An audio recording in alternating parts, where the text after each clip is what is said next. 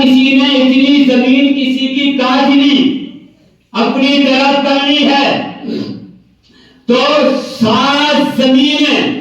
کھود کر، یعنی اتنی زمین کاٹ لی، ایک زمین کی مٹی، دوسری زمین کی مٹی، تیسری زمین کی مٹی، 7 زمینوں کی مٹی کئی ٹرالی نکلے گی، لیکن وہ ستانے کی وجہ سے، دوسرے پر ظلم کرنے کی وجہ سے وہ مٹی اس کے سر پر رکھ دی جائے گی، فرشتے گولی ماریں گے، اب اسے لے کر چل، اگر نہیں چلے گا تو فرشتے بار بار اس کے گولا مارتے رہیں گے۔ لیکن ہمیں ایسا نہیں ہوتا، کہتے ترنت کاٹتا جا کر،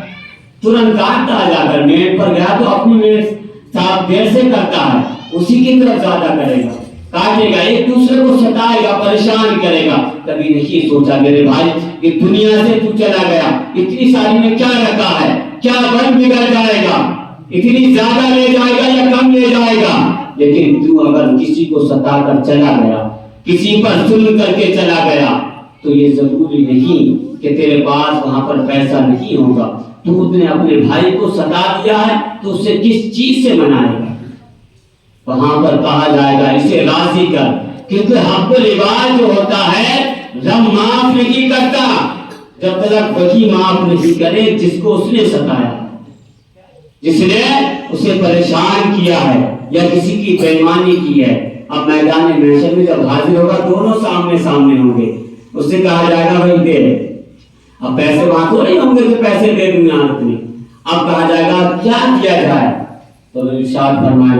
فرمائے گا اس کی نیکیاں اسے دو جس سے کی اس نے بےایمانی کی ہے یا ستایا یا پریشان کیا ہے۔ فرشتے عرض کریں گے مولا اس کے پاس تو نیکی نہیں ہے،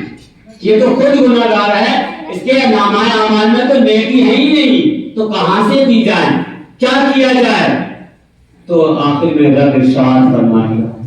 کہ اس کے جس کو اس نے ستایا ہے یا بےایمانی کی ہے اس کے گناہ اور اسی کے نامہ اعمال میں لکھ دو، اسی کے نامہ اعمال میں لکھ دو۔ آخرکار اگر وہ جنت میں بھی جانا ہوگا اور اگر 1-2 گناہ بڑھ جائیں تو وہ اس کی وجہ سے جہنم میں چلا جائے گا،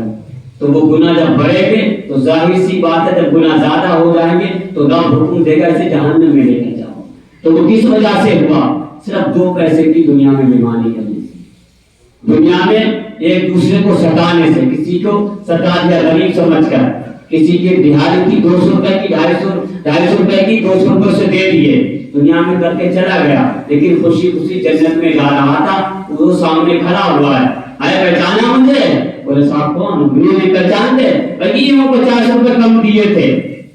بھائی ہوں 50 روپے کم دیے تھے، یا بھائی ہوں 4 آدمیوں کے سامنے تمہیں تھپڑ مارا تھا جس میں میری خطا نہیں تھی، بھائی ہوں میں نے تجھ سے کہا تھا کہ اپنی وین سیدھی کر لے لیکن میری زمین کاٹتا رہا، تو میری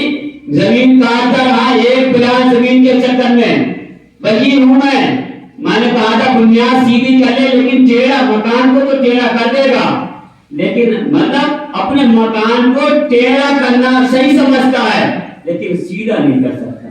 مطلب یہ سوچے گا اس کا نقصان ہو جائے، اپنا نقصان کر لے گا اس کے چکر میں تھوڑی سی، تو بنیاد بھی ٹیڑھی کر لیتا ہے۔ خدا میں وکیل ہوں جس سے میں نے کہا تھا، تو کہیں گے اب اس کا حساب کیسے ہوگا؟ رب کہے گا جب تک یہ راضی نہ ہو جائے، جب تک یہ خوش نہ ہو جائے، اس کی نیکیاں اسے دیتے رہو،